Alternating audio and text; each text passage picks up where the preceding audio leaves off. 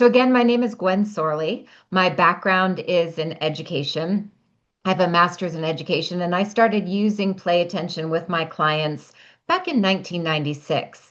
So I've been customizing neurocognitive training plans and using play attention with lots of different individuals for the past 29 years. Hopefully, my experiences with lots of different individuals will give you a better understanding of the program and the process. Now, when I'm looking at this list, I see that there are many of you here today that have attended past webinars.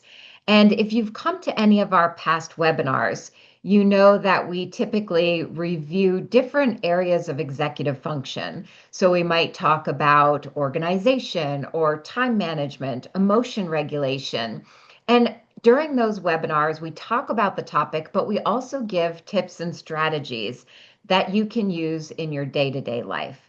And those tips and strategies are great. We want you to have those strategies in your toolbox. However, at the end of the day, we have to simultaneously develop skills. We have to get to the root cause so that those tips and strategies make sense to you, so that they work for you. You may become sometimes frustrated if you've been looking at lots of different tips and strategies.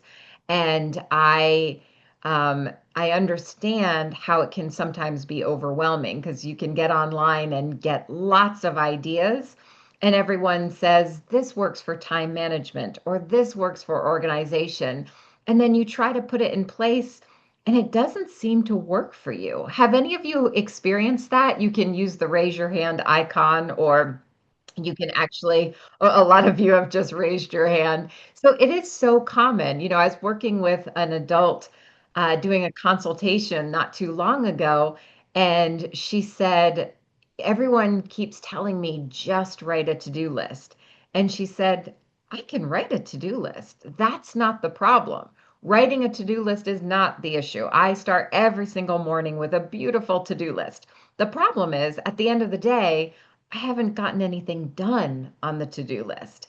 And that's very common, right? Because the to-do list is a strategy, but in order to execute that strategy, first we have to improve her memory so that she remembers she has a to-do list. Then we have to work on sustained attention so that when she starts number one, she's able to sustain her attention to number one until completion. We have to work on impulse control so that she's not starting number one and impulsively jumping down to number three.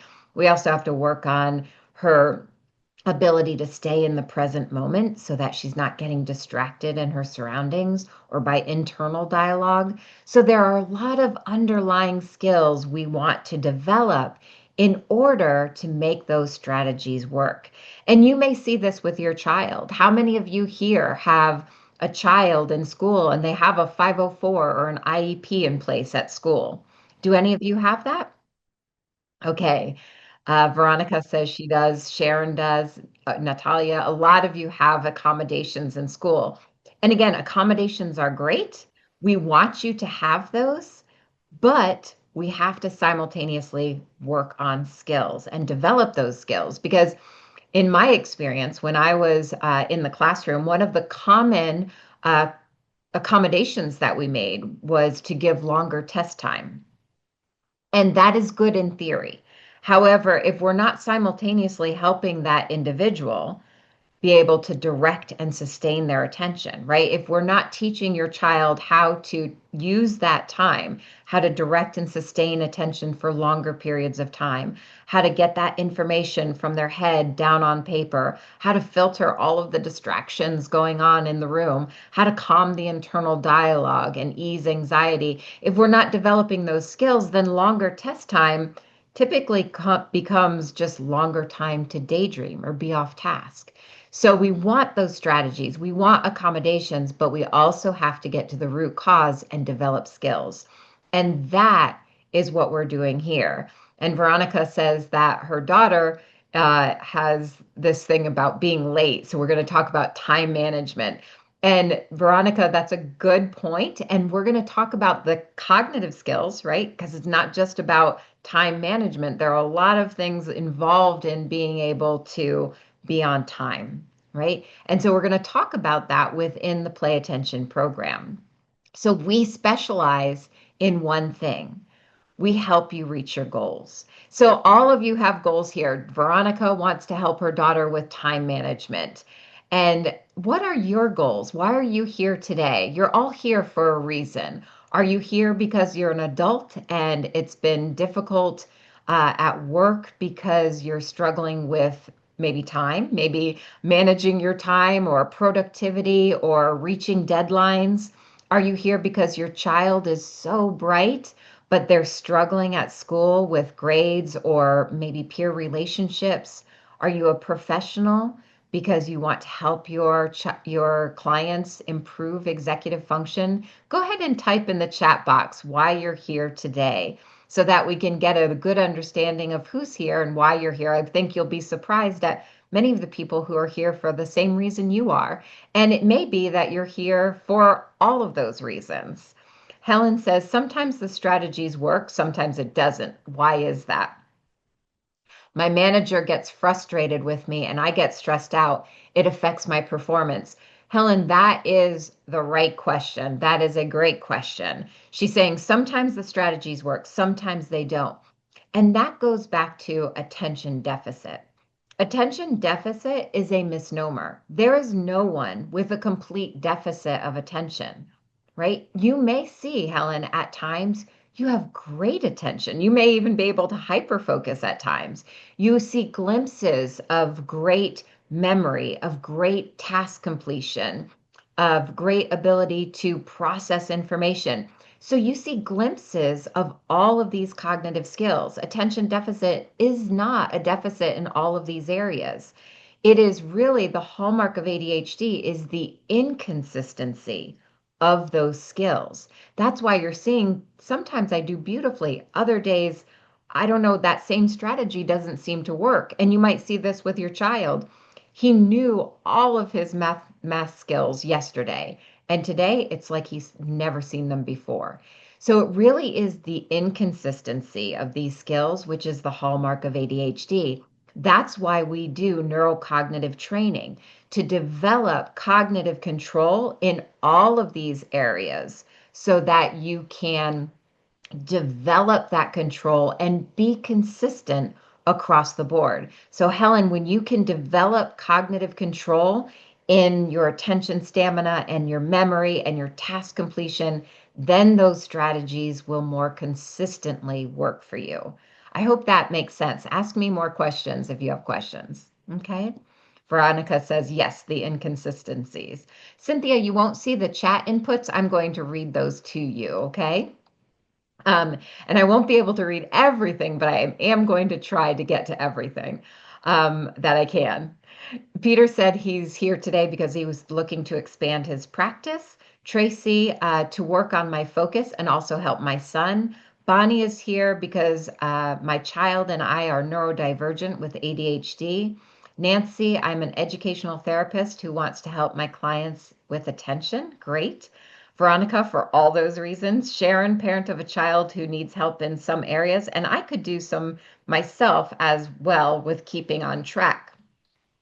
Excellent. So you see that even from a few of your comments, many of you have very similar situations where you're looking at it to help your clients in your professional setting, or as Sharon and Bonnie and let's see, also Tracy, you all mentioned that you're looking to work on your own abilities and help your child at the same time. So that's important to keep in mind as well, that play attention is appropriate from any age, from 5 years old all the way up through adulthood. And it is very rare when we're working with families that we only work with one family member. Usually it's at least one parent and at least one child, if not the entire family. And so that's really important to keep in mind that we can customize a plan for both children and adults to help everyone in the family. And I think that's the best way to go through the program as that shared experience.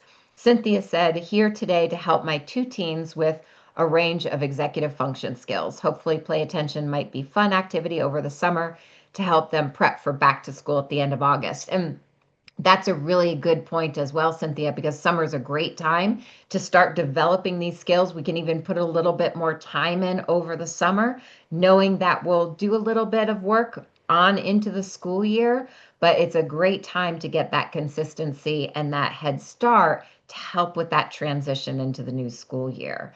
So thank you for all of those comments. And, we've been the pioneers in neurocognitive training. We've been doing this for about 31 years, the integration of feedback with cognitive skills. And it was when the founder of our company, Peter Freer, was looking into different types of attention training techniques. And this was in the 1980s. And he came across the work that NASA was doing with their pilots and astronauts. And what he found was that Dr. Pope and Dr. Paulson out of NASA, they were integrating feedback technology with their flight simulator training, meaning they were monitoring the brain states of their pilots and astronauts while they were actively engaged in their simulator training. And so if they were very attentive, then all of the controls were very easy. They were automatic. So their job became easy for them. But if they started getting stressed or anxious or distracted, they weren't as attentive. Everything became sluggish. Their controls became sluggish. They were manual and their job was harder. So, what they were learning through immediate feedback was how to better control their attention, how to filter distractions, how to control their stress and anxiety so that they could have that peak performance during their job. So our founder thought, well, that's brilliant. If I can show my clients their attentive state in real time while we're working on skills that we need every single day, then I have a comprehensive program. So that is the foundation of play attention. What makes us unique and effective is what we teach and how we teach it. Play Attention is the only program available that integrates feedback technology with cognitive skill training and behavior shaping to provide you with the most comprehensive approach available. So many of you may have already seen our body wave armband. And so this is the body wave armband. It's our wearable. On the back, there are three sensors.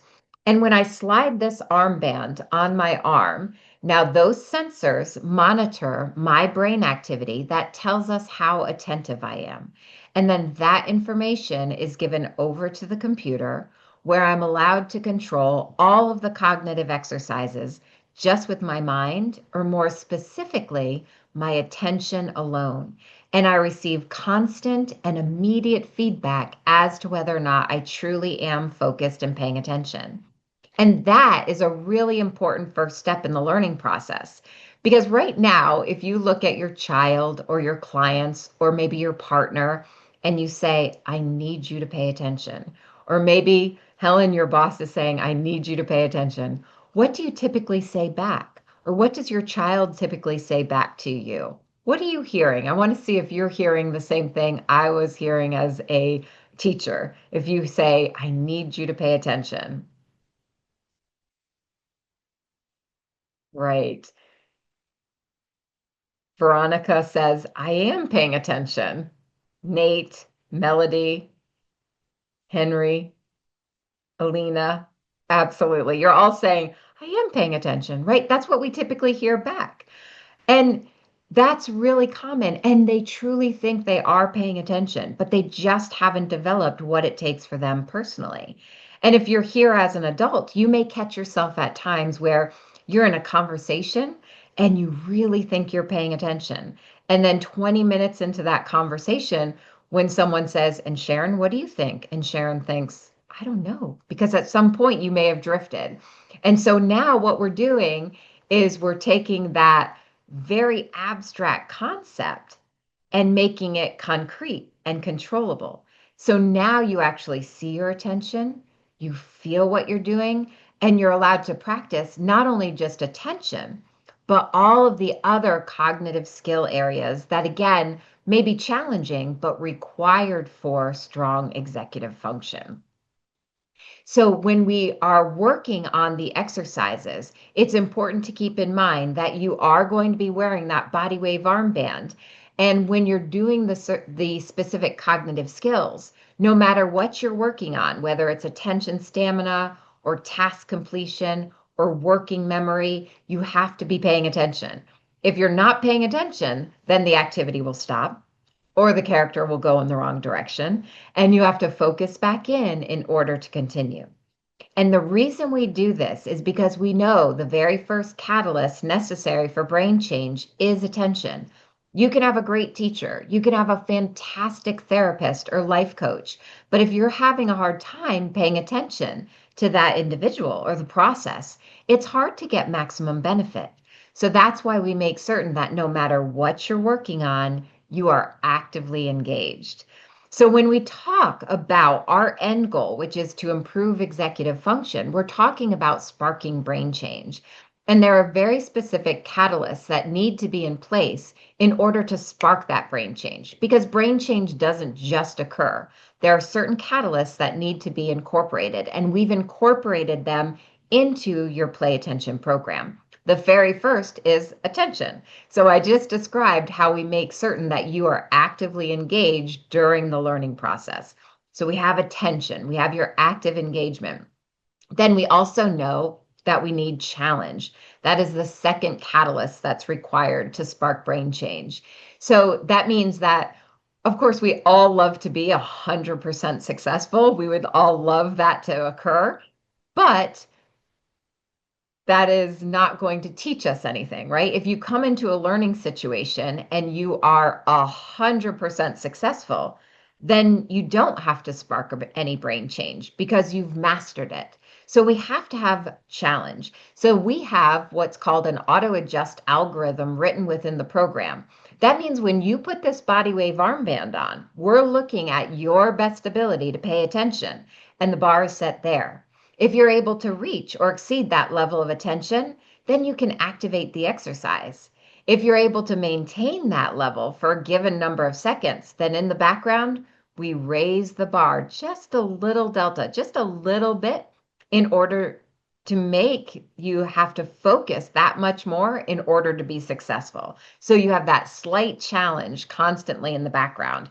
But I know the opposite is true too, because we don't want you to be frustrated, right? You may think, but I don't want my daughter to be frustrated. She's already frustrated in the classroom or at home. So the opposite is true too. If you get a little fatigued, you're not able to reach that same level of attention, then we bring you back down to your last successful level, and then we gradually build you up. So we're constantly keeping you at a challenging yet success-based pace. And then we need deliberate practice. That's the third catalyst required for brain change. And that means you can't just come into your play attention session and go through the motions.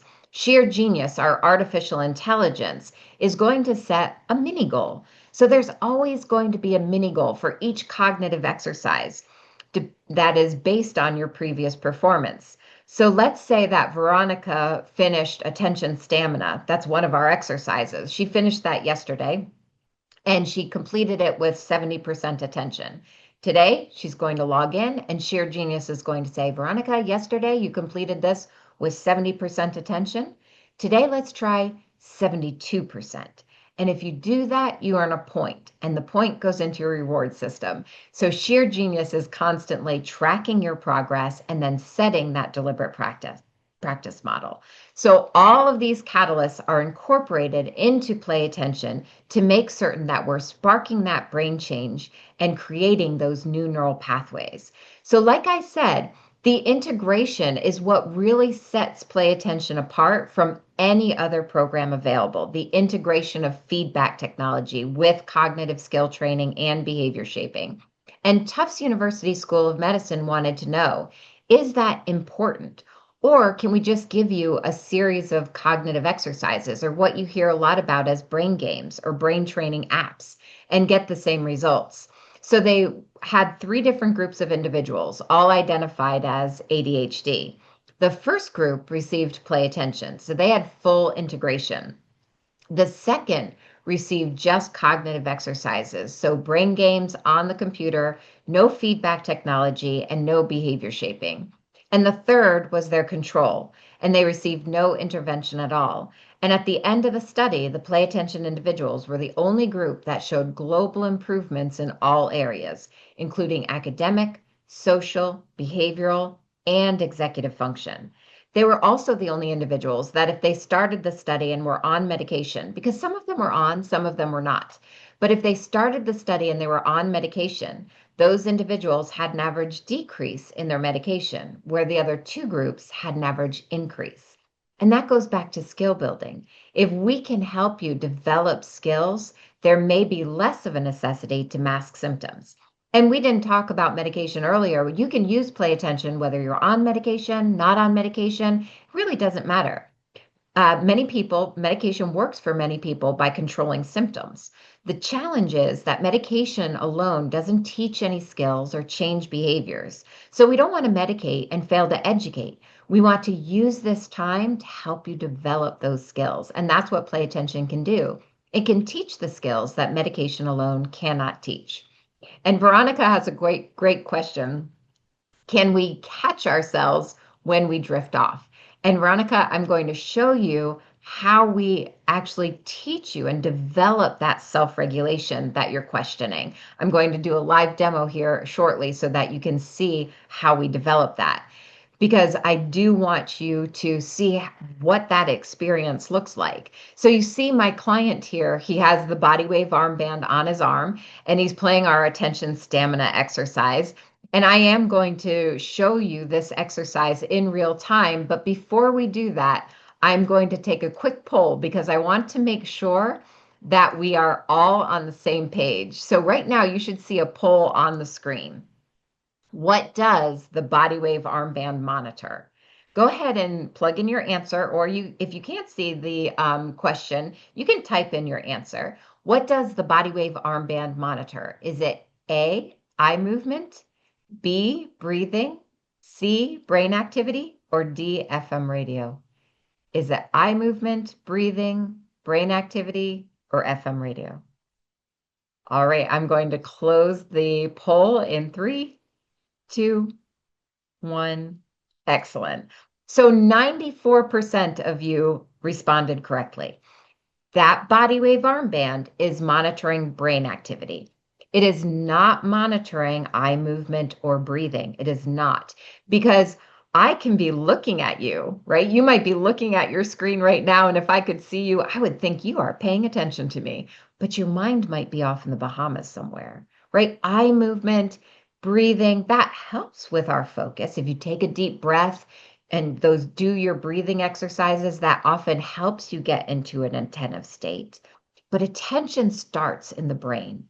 And so if we're going to give you real-time feedback to help you develop that self-regulation that Veronica is talking about, we have to show you your brain activity in real time. So that's what that body wave armband is monitoring and showing you in real time. So let's go ahead and look at this, okay? So right now you should be able to see my play attention screen here.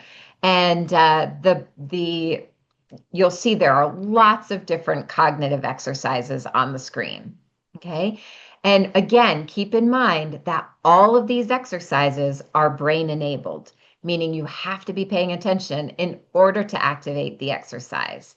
And so I'm going to share with you attention stamina that I've brought up a couple of times, but this is teaching you how to direct and sustain your attention to low stimuli at will, much like being able to pay attention to the teacher in the classroom or your colleagues in the workplace. And I can choose from different characters, but one is this dolphin. Now, I want to mention before I click play, I can't see your questions right now, so keep your questions coming, and then once I get back and I exit play attention, I'll be able to address your questions. But right now, I'm going to select the dolphin. When I click play, the very first thing you're going to see is a transition screen. So in a moment, you're going to see your game is loading, and this is simply helping me transition from our conversation into the actual exercise itself. And then once we get past the game is loading screen, you're going to see my dolphin at the top of the screen. And I'm going to turn my volume down just a little bit. You see my dolphins at the top of the screen, and my attention meter is white because I'm not paying attention. I'm distracted. I'm talking to you. So now I'm going to stop our conversation. I'm going to pay attention to my task. Once I am paying attention, I'm going to be able to swim him all the way down to the bottom of the ocean just with my attention alone. Okay, so I'm going to stop, focus in.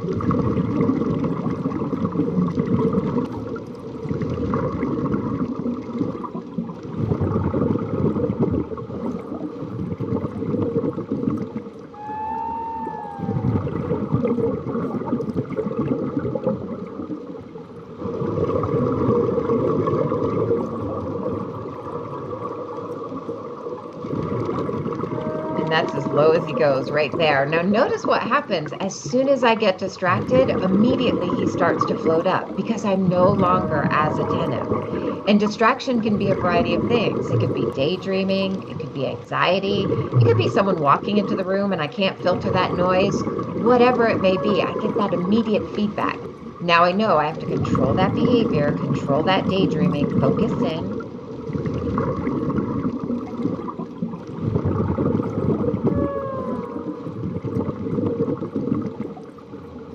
So you see, it's kind of like a piece of exercise equipment for the brain. We're working areas that right now are weak. And by providing you with that constant and immediate feedback regarding your attention, you're then able to develop the self-regulation and self-monitoring you need in order to recognize when you're paying attention, recognize when you're not paying attention, and more importantly, when you're not, you'll know how to correct it because you've given yourself an opportunity, or your clients or your child, you're giving them an opportunity to practice it. So, Veronica, that directly addresses your question. You're providing yourself with this experience instead of saying, just pay attention, or I can't pay attention, I never pay attention. Now you have an experience to draw upon. So the next time you hear, I need you to pay attention, you know what that means for you, right? Because attention is a series of skills. In order to be very attentive, I was actively engaged in that process in my activity. I was filtering out people in the hallway, people talking in the corner. I was filtering all of that environmental noise out. I was calming my internal dialogue. I was relaxed. I did take a deep breath when I got to the bottom of the ocean. So, all of those things, all of those skills that I incorporated helped me with my attention. And that's what you can develop through that immediate feedback. You develop that ability to direct and sustain at will. And then you'll notice that all of my data is stored for me. So I worked for a minute and 30 seconds. Of that time, I was actually paying attention 31% of the time. And my recovery speed, which is from the time I lost my attention to the time I regained it, was right around 15 seconds. So now sheer genius, that artificial intelligence is going to use that information to not only document progress for me, but to set those mini goals we talked about. So the next time I log in, sheer genius will say, yesterday you did completed this with 31% attention. Today let's try 33%. And if you do that, you earn a point. All of that's tracked for you. And then we're also going to be tracking skill advancement. So the AI is tracking certain benchmarks. And when you reach certain benchmarks, we're going to move you up into higher levels of performance. So we're going to tie in task switching, processing speed, impulse control, and distractions. So now it gets a little bit more complex. As you move to silver and gold, you're going to have to respond to certain stimuli using the mouse or the keyboard, but you're still driving everything with your attention. And one more thing I want to mention before we leave this screen. You notice that all of our graphics, or you notice this graphic, that's what I showed you, but I do want to mention that that's about as exciting as our graphics get. All of our graphics are very simple. They are very low stimuli. And the reason we do this is because we know if we give you something high stimuli or high interest, you can pay attention to that. You may even be able to hyper focus. So we don't need to teach you or your child or your clients how to pay attention to high stimuli, entertainment, or high interest. You can do that. What we want to teach is what's more challenging, and that's how to pay attention to low stimuli. much like the classroom teacher or the workplace that cannot possibly compete. So that's why all of our graphics are fun and engaging, but very low stimuli, so that you can learn how to pay attention to that low stimuli at will. Okay. So I hope that you were able to get a good understanding of that feedback and you noticed all of those different cognitive skills that we address within the program. There were several of them that we showed: mindfulness, working memory, attention stamina. What's important to realize is that the reason we work on all of these foundational skills is to develop cognitive control in each of these individual areas in order to strengthen overall executive function. And many of you know what executive function is. You've attended many webinars, so you're very familiar with that term. But if you are not as familiar, I'm just going to give a brief overview of executive function. You can think of it as kind of the CEO of your brain. And that is that it allows you to control your attention, your behaviors, your emotions. It allows you to plan and prioritize, organize, avoid procrastination, and remain on task. So it is a set of mental processes that allow us to get things done every single day. And those mental processes tend to be weakest for individuals with attention difficulties or ADHD. So it's important to remember that no one is born with strong executive function, but we all have the potential to develop it. And that development starts right after birth and continues through our mid to late 20s. Unfortunately, we expect everyone to have strong executive function by the time they hit middle school. And that development doesn't always naturally happen. There are a lot of factors that can inhibit that development. We talk a lot about ADHD, but it could be ADHD, it could be autism, it could be a traumatic brain injury, post-traumatic stress, stroke. There's a variety of reasons, and oftentimes it's a combination of factors. But what's important to remember is that what we know through neuroplasticity is the brain is moldable, it's shapeable. And if we provide you with the right challenge and the right feedback, you can create those new neural pathways. Nancy says hearing loss. It could be hearing loss as well. That's a good point. So that is why we develop those foundational skills to improve all of those mental processes within executive function. So I'm going to review the different cognitive skills just briefly so that you can get a good understanding of what we can incorporate into your program. And what I typically like to do, just to keep in mind, there are several different cognitive skills, and you might think, oh, I need all of them, or my son needs every single one of these. And that's fine. We can turn them on at any time. But what I like to do is prioritize our top 7. And you're going to be assigned a focus coach to assist you every step of the way. And that person will help you prioritize because we don't want to overwhelm you with too many things to improve. We want to start at a good solid base and build from there. So I did have a couple of questions before I get into this. I just want to make sure that I address because I think some people had some questions about the demo. Um, okay, so yes, so let me address these questions here because you had a lot of really good questions. Veronica says, do we retain what we learned or do we always have to go back and retrain our brains throughout life? With play attention, you're going to work to a point of permanency. So, what we recommend is working at least an hour per week, and that hour can be broken up. So, typically, a lot of our families do 4 15-minute sessions. If you're a professional, you might do 2 30-minute sessions, whatever works best for you. You're going to start to see good results after about 6 weeks of consistent training. You'll notice that you are more focused, that you gave your client 3 instructions and they were able to follow through without being redirected or reminded.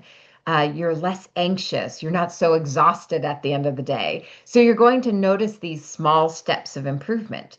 But the research shows in order to gain permanency, in order to us to strengthen those networks, because what's occurring, Veronica, is in the beginning, those networks are weak, right? So one day it'll look like you're doing beautifully, and the next day it looks like you've never heard the word attention before. That's that up and down when those new neural pathways are becoming formed. But through the practice and repetition, you're strengthening those networks to a point of permanency. That typically takes about 40 hours total. So if you're working that hour per week, I would plan on about 10 months of consistent training.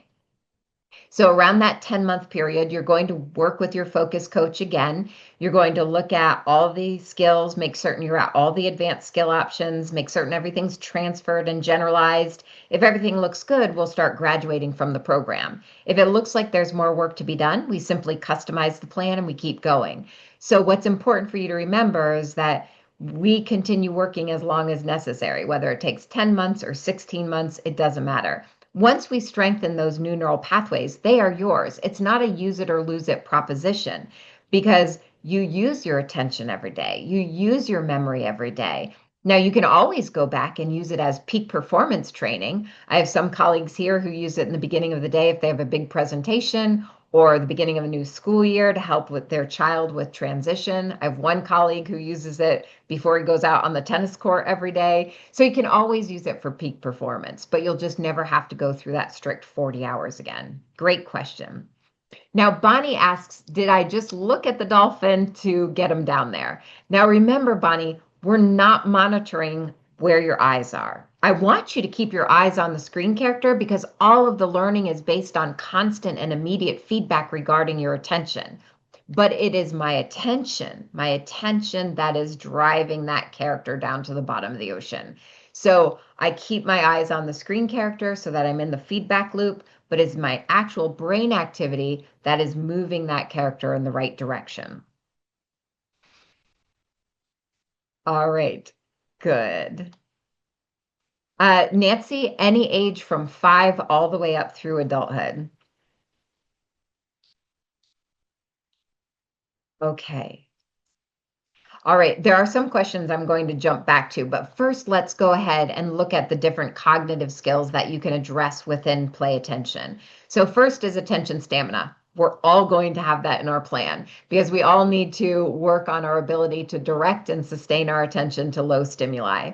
Visual tracking, that I recommend if the teacher's ever said, he does great when I stand right next to him, but as soon as I walk away, he's out the window and out the door, and then he has that diffused attention where he's paying attention to a little bit of everything. So we work on staying focused and visually tracking. Task completion. This is the ability to start a task right away, keep your attention just on that task until completion, closed end tasking. So that's like homework that should take 15 minutes, but it's taking 2 hours. Or for an adult, I start a million things, I finish nothing. Starting and completing. Short-term memory, that's the ability to remember dates, names, facts. We also have discriminatory processing that teaches you how to filter distractions, both auditory and visual. And then we have transfer and generalization in our academic bridge program, where you can actually do real work activities while connected to the body wave armband so that we're working on transfer and generalization. So you see my client here is wearing the body wave armband, but he's actually actively engaged in his college course. So as long as he's paying attention to his course, he's going to hear from the computer, good, great. If he starts to drift, he'll hear focus, and then he knows he's not in that state he needs to be in. So this is where we're teaching you through that immediate feedback how to self-regulate while doing actual work tasks. So this is an enhancement to your program. We're asking you to take all of the skills you've learned and apply them. The remaining skills that you see here are considered to be part of our masterclass modules that you can add in at any time. So that includes working memory. We probably all need that as well because we use that for everything we do. So that helps with reasoning, evaluating, comprehension. If you notice that you're rereading material in order to summarize what you just read, or if you have a hard time going to the store and remembering those 5 things you were going to pick up. You thought you could remember them, but you get 2 things that were on the list and 3 random things. That's working memory. We use it for everything.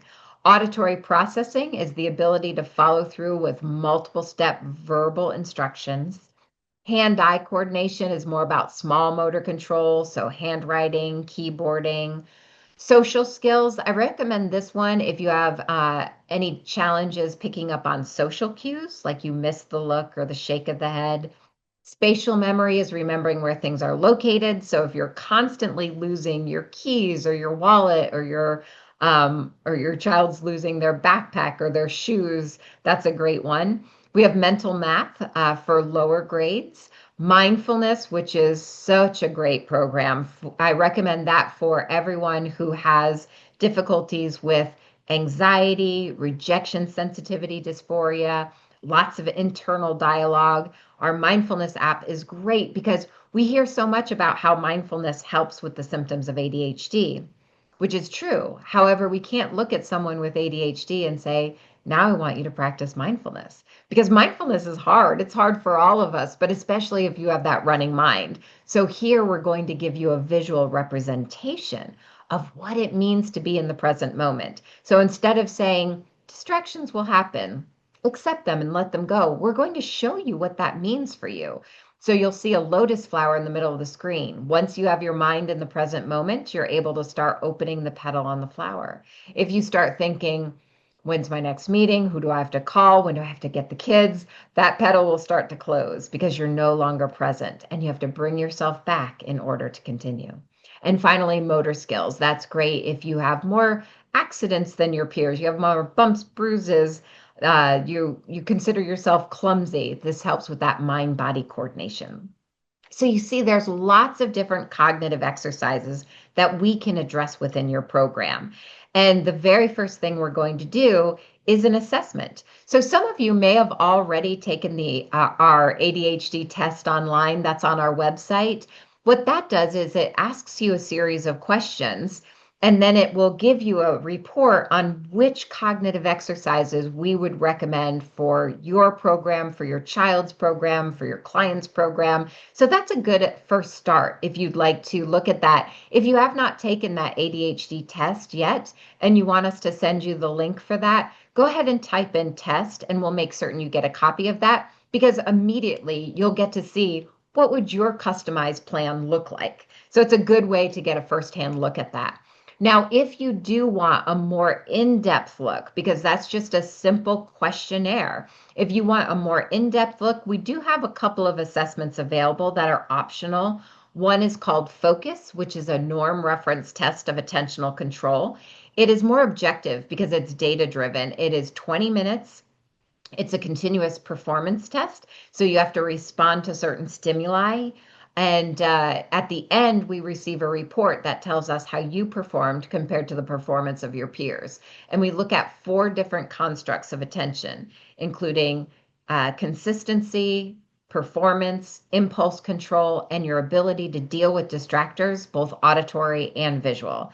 So it's nice to get that objective and subjective assessment. We also have the brief available, which is a behavior rating inventory of executive function. So if you do want a more in-depth look at your personal skills and look at customizing your plan even further, just know that we have the ability to provide those assessments to you. And if you want more information on the additional assessments, just type in focus because that's the name of one of the assessments, and we'll reach out to you with a little bit more information if you're interested in further assessments. Now, many of you may have already had assessments and you want to share those with your focus coach. And that's great because you may have had a 23-page report of your neuropsych eval and you want to share that. That's fantastic because that really helps us customize your plan as well. So let's look at what your play attention program looks like in action. First, I wanted to mention, because some of you had already asked me about this, we are extending our summer cognitive campout for webinar attendees. It did end on Monday, but we are extending this through this past Monday, but we're extending it for you through this next Monday because some of you wanted to attend the webinar prior to starting your program. And with the summer cognitive campout, not only will you receive your 6 core cognitive exercises, but you'll receive all of those masterclass modules at no additional cost. And if you are a family, you, instead of the program including a user license for 2 family members, you'll have a user license for up to 4 family members at any one time. Now, let's talk about, though, we talked about all of those different cognitive skills, and I meant to address Laura's question when I was talking about the different cognitive skills.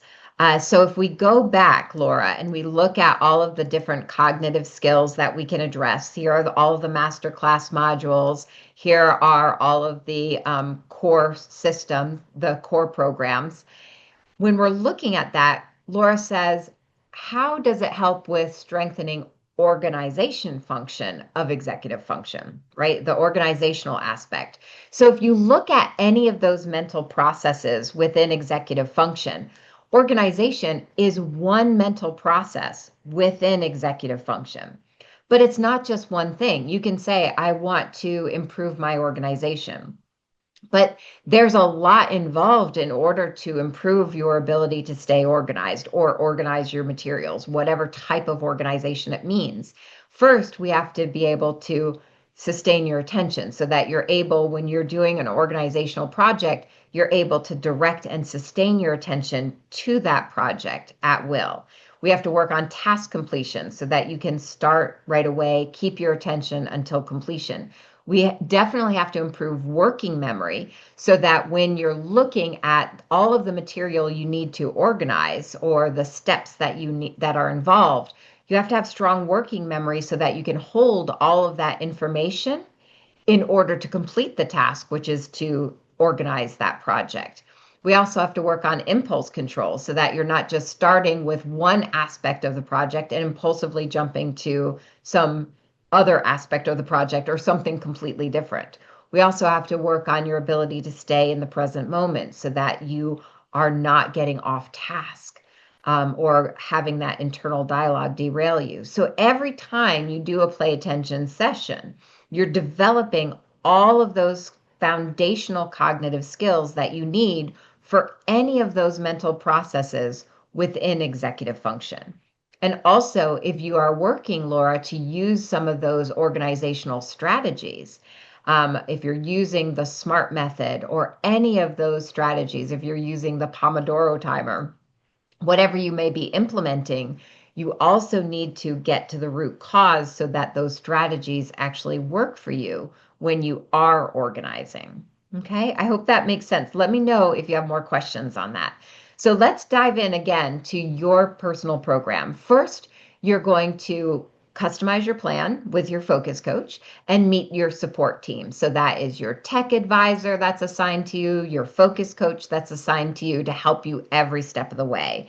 And once that focus coach sets up your profiles, then they're going to take you through an onboarding, which is basically a practice session just to make sure you're real comfortable with everything before you get started. So that, and if you are a professional, that's going to be broken up into several sessions because there are lots of different features for professionals that we're going to bring you through. So you'll have that onboarding. And then, as I mentioned, you're going to work at least an hour per week and break that hour up into for 15-minute to 30-minute, whatever works best for you.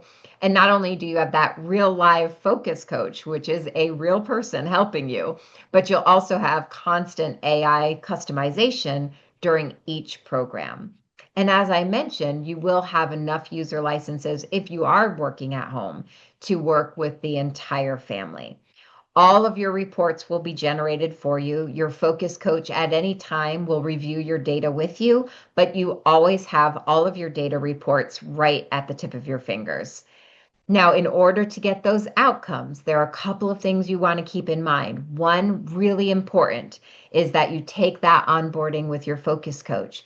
And two is consistency. If you are consistent in your training, you work with your focus coach, and you know that this is a learning process, you can reach those goals that you all outlined in the beginning of the session. You'll notice that you are more focused, you're more productive, your child is excelling at school, social interactions are better. You can reach those goals through very customized neurocognitive training.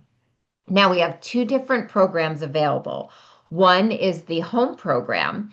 Typically, as I mentioned, it usually comes with that user license for two people. If you are uh, taking advantage of that camp out, of course, you'll have a user license for up to 4 family member. The difference between the home system and the professional system is that the professional system comes with an unlimited user license. So if you're a professional here and you're thinking, I have 25 clients I could enroll tomorrow, you can enroll all 25 of those people.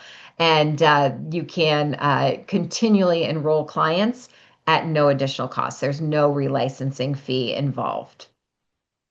Now, the home system is a one-time fee, which is $1,895, and that includes everything you need. It includes your body wave technology, your neurocognitive training plan, your unlimited support, and that is a one-time fee of $1895. If you have an HSA or an FSA, those typically do cover. We also have payment plans through Shop Pay. The professional system, also a one-time fee, which is $25.95, and that includes your unlimited license and your unlimited support. So remember, for all of you, this is not a subscription.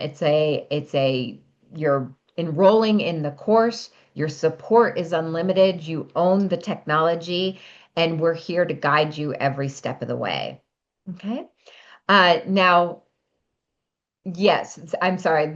I think this slide has an incorrect date. The summer camp out is extended for you through this coming Monday, which I believe is the 23rd. I think there's a 3 missing on that June 2nd. It was actually the 23rd. Thank you so much, everyone. It's been a pleasure. You had great questions. It was a great group, and we look forward to working with you very soon. Take care, everyone.